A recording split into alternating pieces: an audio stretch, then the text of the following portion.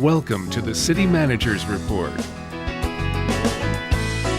The City Manager's Report is your preview of the next Oshkosh Common Council meeting agenda and an update from your Oshkosh City Manager.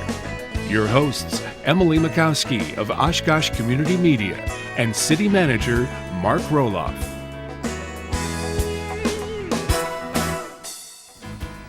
Hello, and thank you for joining us on your City Manager's Report. I'm your host, Emily Mikowski, joined as always by your City Manager, Mark Roloff. And as usual, we'll devote the first half of the show to some current topics going on around here in Oshkosh, take a little break, and then talk about the City Council meeting agenda for April 22nd, 2014. So, as always, thanks so much for joining us today, Mark. Great to be here, Emily. Now, we're going to dive right in. We've got a pretty heavy first half here for us, and the first topic that we have to talk about is it's been a hot story the past couple of weeks here in Oshkosh, the pub crawl. A little bit of a follow-up recap. I know one of the big issues was whether or not we're going to be billing the bar owners for the pub crawl, and did we end up having to bill the bar owners? Well, we don't have any plans to bill the owners of the taverns just yet. I was fortunate enough, Joe Kubiak, who has been sort of the sponsor of the previous pub crawl events, came and visited me this past week. We had a very nice discussion, very good, cordial conversation, and Mr. Kubiak indicated that he was planning to pay the bill. We don't have the bill prepared just yet because we're still collecting the costs from the different departments, but he indicated that he would be willing to pay the bill. He also indicated he had some concerns about the costs and ways, and was hoping that we could look at ways to keep those costs down for future events. And I think that's a reasonable request, and so I told him I'd be happy to do that. So we tentatively plan to get together in the next couple weeks to go over what can be done, but I would also present him the bill at that time. So right now, I don't have any intention of sending out the bill, because if he's true to his word, which I believe he will be, he'll pay the bill, and then the issue will be resolved, and then we'll work cooperatively to see how we can work at this for the future. Excellent. I think it was, kind of an unexpected ending to this little story here, that, he came and spoke with you, and I think we can be happy with the outcome here. I think everybody recognizes that, the pub crawl does have an impact on the community, so we need to be responsible to the property owners, to the taxpayers, who don't need to be stuck with the bill. But Mr. Kubiak reached out. I very much appreciated it. It was a great conversation. He expressed some concerns that I think are good concerns to talk about, and we'll have a good meeting, and hopefully we can put this behind us for now and for future events as well. Wonderful. We won't have to worry about that issue again, hopefully, Let's hope like not. you said. Yeah. Moving on, having to do with the Healthy Neighborhood Initiative. Can you just tell us about this program? Well, this is kind of a response to some of the design standards that came into place, because there was a concern about over-regulating, and that there needed to be some offset, some carrots to go with the stick, so to speak. And so Community Development Department's been working on a variety of programs. I believe there are going to be about 6 different general areas, and then different activities within each of those areas, different types of incentives to encourage people to invest in their properties, and if they do, we'll give them some incentives to help fit that bill.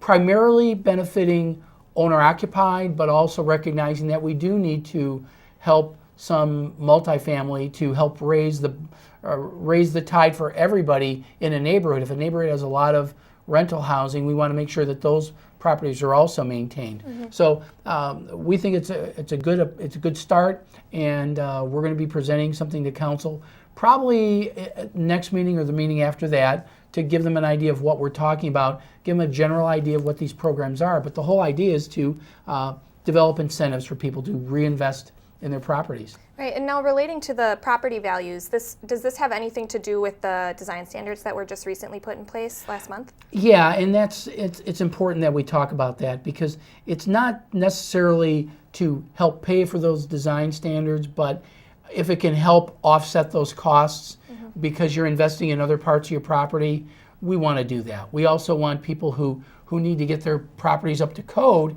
and those are usually things you don't see. We want to say, look, we still want you to take care of the exterior part, because everybody really benefits when you improve the outside of your house. Your neighbors, the neighborhood improved because everybody sees the value. When you're fixing plumbing, really only you see it, only you benefit from it. So we want to make sure that we're giving incentives that everybody really benefits from. So with the design standards, we're hoping that this will be enough of an incentive to help them improve their properties and help take a little bit of the financial edge off of what could be very expensive for them. Okay, and I know before the show we were saying the Middle Village has kind of taken some steps here in creating a neighborhood plan. If you want to maybe tell us a little bit about their plan.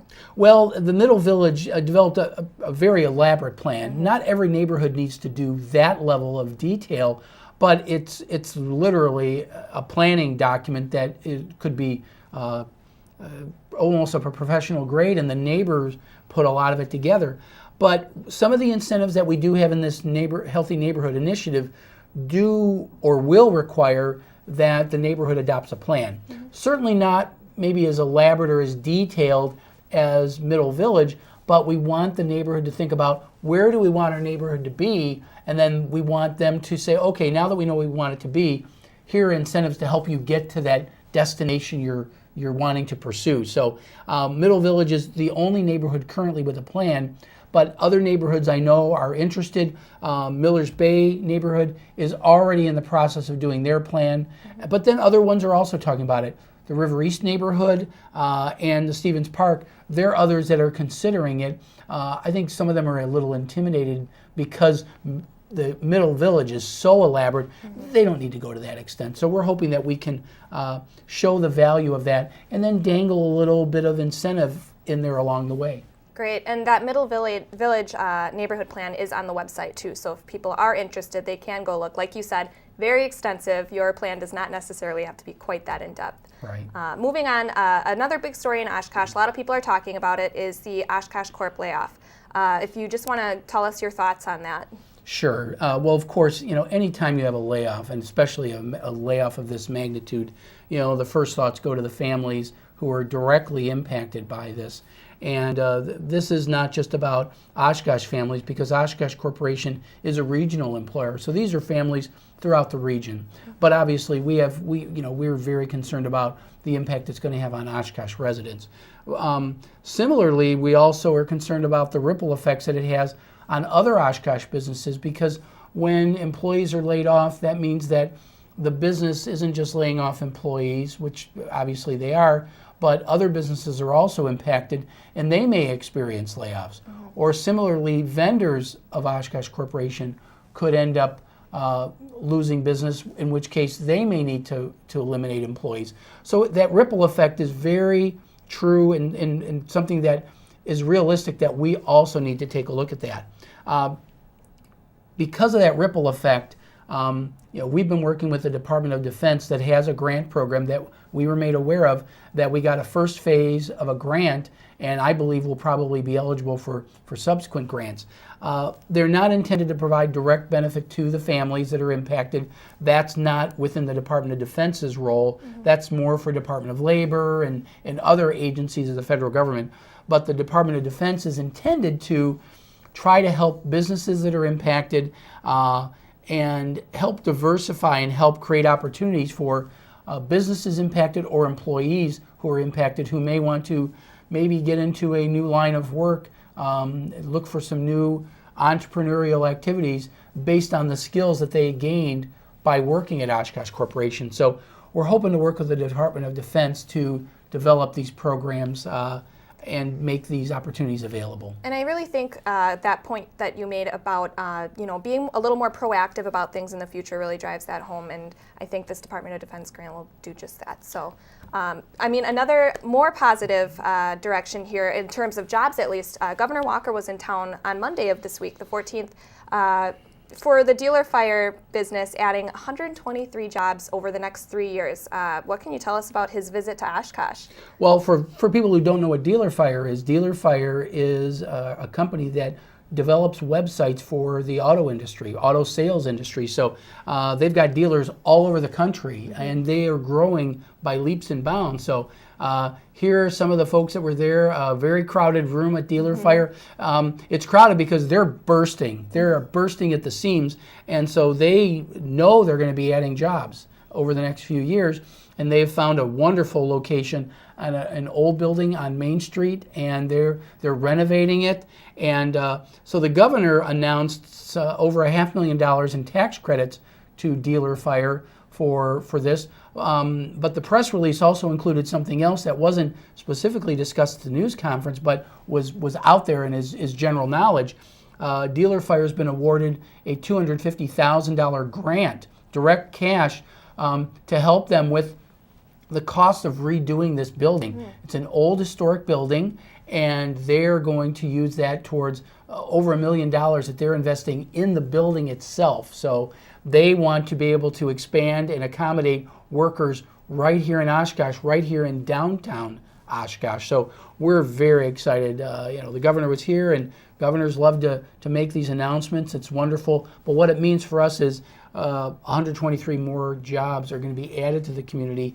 It doesn't completely offset the impact at Oshkosh Corp, but these are the types of things we're going to need to do and look for those opportunities as they come along. And so appreciate the work of everybody involved with getting that grant. And certainly we're technically the sponsoring agency for the grant, but really there are a lot of people working behind the scenes to make that happen. Yes, and I know we did talk about Dealer Fire bursting at the seams last year, I think it was.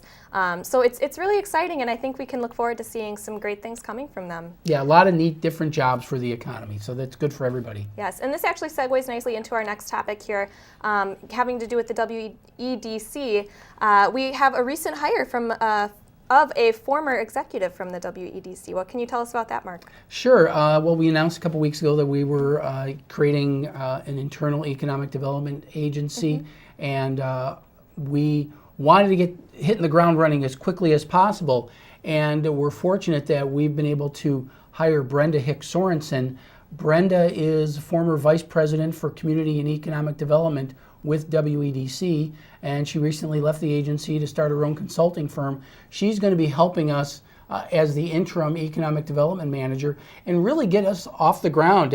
We hit the ground running to get our business retention program going, company visits, as well as a revolving loan fund program that we're working on developing, that we have funds that have been set aside for that purpose.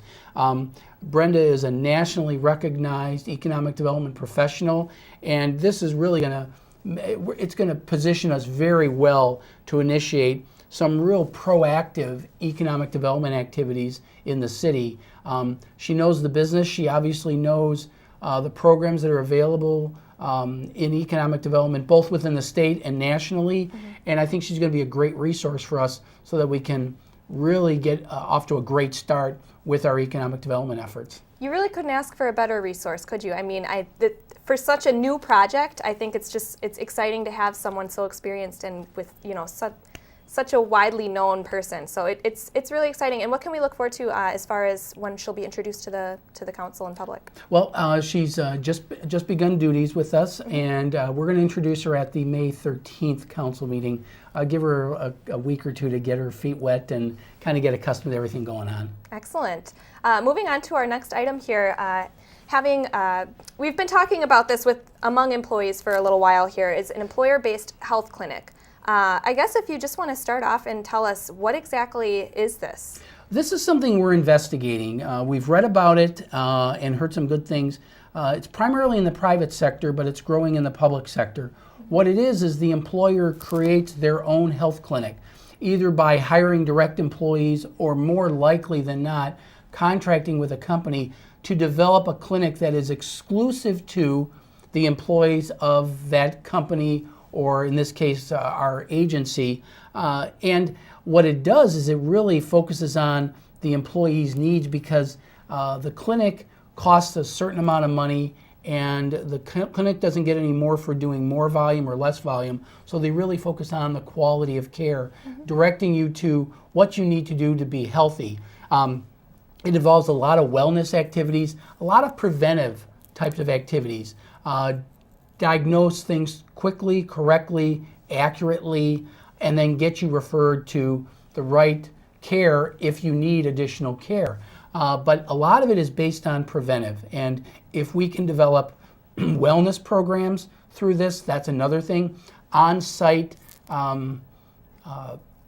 programs for checking on employees after they've been injured and to just make sure that they're doing okay. All those types of things, pre-employment types of activities, all those things that we want a good, healthy workforce, and it enables us to do that. Other communities have done this.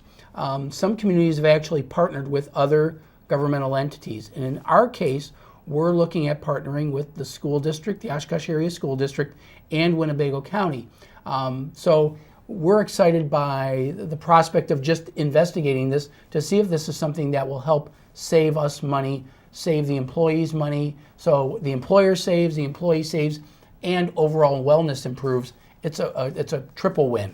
Excellent. And like you said, empowering people with those healthy habits. And right now, is this still kind of in an early stage? How far along is this? We are just in the investigatory stages. Okay. We really want to find out what it's like, what experiences other employers have had, because we want to make sure that this is based on real savings, not on let's save a lot of quick money and then not save any more. We want to see if that type of saving sustains itself. And we want to hear from employees at these other places. How has it been? Do you feel like you're getting good quality care? Are you getting more attention to your needs? Are you doing preventive things as a result of all that? Those are the types of things that we want to focus on. And I think we're going to be doing a little more investigation, maybe even doing some site visits to find out what's going on out there. So we'll see, but I'm very encouraged by the progress we're making. And it's great that there are other businesses around that we are able to kind of do that investigating and just to see how satisfied they are with that, really. So it's kind of a process, but I think we'll be happy with the outcome. Yeah, more to come. You'll see. Moving on, our second to last item here, it's finally spring, the snow's starting to melt, so it's getting to be that time of year for the Department of Transportation to be making some inspections and maintenance on our bridges. So we wanted to talk a little bit about some of the bridge closures. If you want to maybe tell us a little bit why the bridge will be closing. Well, once fishing and boating season starts, the bridges need to go up and down so boats can pass through. And before they do that, these bridges have been open the entire winter. They haven't had the opportunity to be exercised, for lack of a better term. So the DOT chooses when these are done. So they close the bridge for spring maintenance, inspections, and basically they want to make sure that they're not going to have any problems through the season. So we actually had a false start this past week on the Wisconsin Street Bridge, so that's been rescheduled. So you can see the Main Street Bridge is going to be closed Tuesday, April 22nd, 8 a.m. to 3 p.m. I think there's going to be open partially, but it'll be lane closures. Main Street Bridge is pretty busy, so be prepared that there will be a little backup there. It won't be closed completely. There'll be lane closures.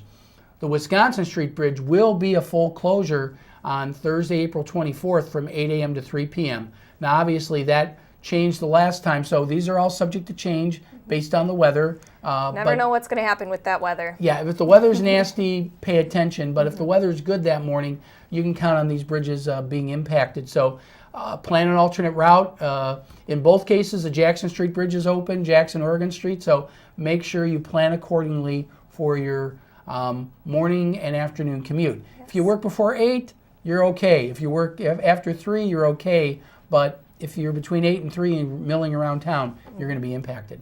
Well, it's good to know, and good to know that we can plan ahead for that as well, weather permitting. So, of course. It's now that time of the show where viewers have the chance to ask their city manager any question that they'd like, and he answers it right here on the show. So let's take a look and see what the question is this week for Question Mark.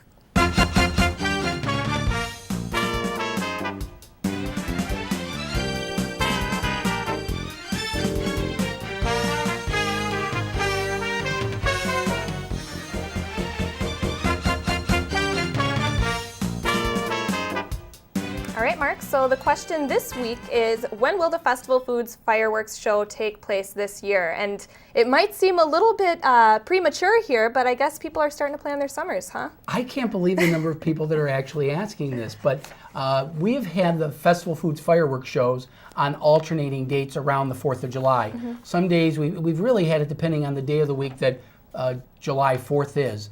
Last year, July 4th was on a Thursday, so we actually had it on a different day. But surprise, surprise, the Festival Foods fireworks show will be on Friday, July 4th at Menominee Park. So I had people planning weddings, graduation parties, asking me this question. So I said, I can't believe we're doing this announcement in April, but when there's still snow on the ground. But even Festival Foods, they advertise it on their bags, their grocery bags, and so they wanted to know as well. So with so many people asking, we felt it was only fair that we told you, yes, July 4th will be the Festival Food fireworks show here in Oshkosh. Wonderful. Well, I think we can all start our countdown now and hope for the weather to warm up a little bit. So if you'd like to send a question to Mark for question mark, anything you'd like, send it to questionmark@ci.oshkosh.wi.us, and he will answer it on the next episode of City Manager's Report. We're going to take a quick break, and when we come back, we'll dive right into the council meeting agenda for Tuesday, April 22nd. We'll be right back.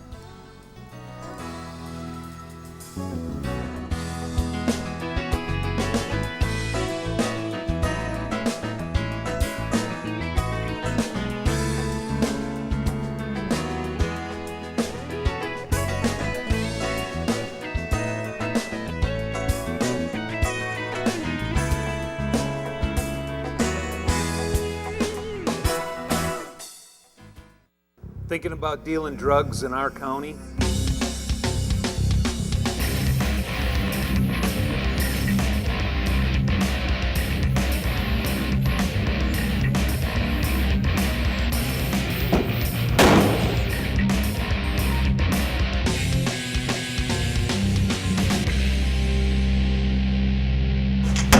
Think again.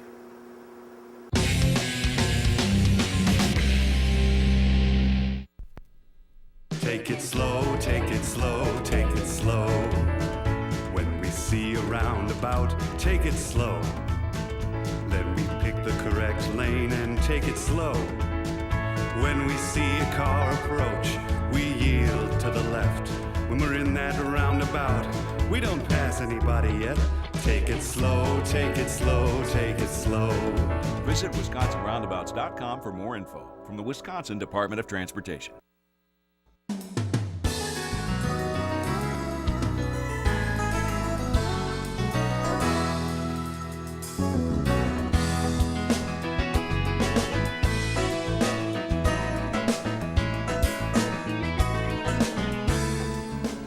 Welcome back to your City Manager's Report, and thanks for joining us. It's now that time of the show to go through the City Council meeting agenda for this Tuesday, April 22nd, 2014. So thanks again for joining us today, Mark, and let's get to the first item here. First up, the Common Council will be meeting from 5 to 5:45 actually for a workshop on NeighborWorks right before the meeting. So what is this workshop going to be about? Well, annually NeighborWorks provides a report to council. And then normally it's been in a very short time frame, like 5 minutes, very little time for questions and answers. And NeighborWorks does a lot of community outreach. They're largely responsible for creating some of the neighborhood associations we talked about earlier. But they also need to fund their programs with different initiatives such as rehabilitating houses and then reselling them and generating their income that way. And that's getting to the point where that's going to become more important. So council wants to hear from them, and NeighborWorks actually requested having a little more time to meet with the council. So I think they want to get into a little more detail about their programs and what they plan to do for 2014, and then how they're planning to sustain themselves in future years. If you're in any of the neighborhoods that have been organized by NeighborWorks, you're probably going to be interested in some of the things they got going on. So it'll be a good educational experience for the council as well as the community. And it really seems like they've been very active and have a lot going on. So it's good that they do have that time to be able to discuss these kind of things with council, make sure they're on the same page here. There you go. Moving on to our next item, award bid for a mobile storage unit for the Oshkosh Public Museum, and that's at about $55,000. What can you tell us about this? Well, one of the things that the museum is blessed and cursed with is people love to make donations to the museum. The museum has to be very selective on what they pick because these, they're holding on to these items because of their historical value, so they need to save them. But the more stuff we get, the more we have to store it. And storage is probably the biggest concern that the museum has. Of course, they would love to put everything on display, but you can't put everything, so you have to put a lot into storage. And the carriage house, the building adjacent to the museum or just across the driveway, was pretty much full to capacity. So we got these mobile storage units. They're really moving shelving units on the first floor a couple years ago. Very successful. They thought, could we put this on the second floor? Well, last year what we did was we actually had to do some engineering calculations and tests to make sure that they could support this because mobile storage units move, and so you have to make sure the shifting weight can be accommodated. We determined last year that that is the case. We can't accommodate these, so we went out and now we're going to have that type of mobile storage on the second floor as well. It would be very helpful to, in the future, store more artifacts of the museum for enjoyment by future generations. Any kind of timetable on this one? Oh, this will be fairly soon. I would imagine by summertime this will all be in place. Great. Next thing here is the Clean Water Fund financial assistance. This is with the Wisconsin Department of Natural Resources. What exactly is this agreement and why are we going with it here? Well, normally we will go through a formal bond process where we'll issue municipal bonds to fund improvements. In this case, the Clean Water Fund really focuses on sewerage system improvements, and they offer even lower rates than we can get on the municipal bond market. So right now the rate through the Clean Water Fund is about 2.6% versus 3%. So we're going to take advantage of that, and we'll issue bonds technically, but it's the only ones buying them will be the state of Wisconsin Clean Water Fund, and it's kind of a revolving loan fund for them. Somebody pays off bonds, then they loan it to us again, and that's how the system works. We've got a lot of improvements over at the utility plant. 35-year-old plant needs some rehabbing. These improvements will be done with this funding source. And they're definitely important improvements at that. So Yeah. we're going to continue through the agenda here, skip through a lot of special events here. Big chunk of the agenda is a lot of special events coming up this summer. On to our next item, having a health insurance workshop. Quick reminder on May 27th at 4:45. One of the goals that the council set for me this year was to find a way to keep our health insurance costs, to control them. Some of we talked about with the health clinic is one idea. This is an update on what we're doing and the different aspects of health insurance and how we can improve that. Great. Next item, agreement for engineering services for sanitary sewer system flow monitoring services at about $57,000. What will this do? Sounds real dull, but it's a very important thing. You hear about I&I, inflow and infiltration, and that's something we want to control from water getting from our stormwater system into our sanitary system, and then we're cleaning rainwater, which is not necessary. And that's what really results in the sewage backups during major storm events. This firm helps us monitor and identify where we are having flow problems so that we can target our improvements for future years. So we measure this before and after storms, before and after improvements. We want to make sure that we're not overtaxing our system. This agreement will enable us to do all that monitoring, reporting, and then we target our future improvements based on this. Some other important improvements here. Oh yeah. Unfortunately, we are all out of time. We had a loaded show, so thanks again for joining us today, Mark, and we will see you in a couple weeks for the next City Manager's Report. You got it. Again, the council meeting is this Tuesday, April 22nd, 2014. You can watch it live on City Cable 10 and on our website, oshkoshcommunitymedia.org. Don't forget, if you have a question for City Manager Mark Roloff, you can send it to questionmark@ci.oshkosh.wi.us, and he'll answer it on the next episode of CMR. So thanks so much again for joining us on City Manager's Report, and we'll see you next time.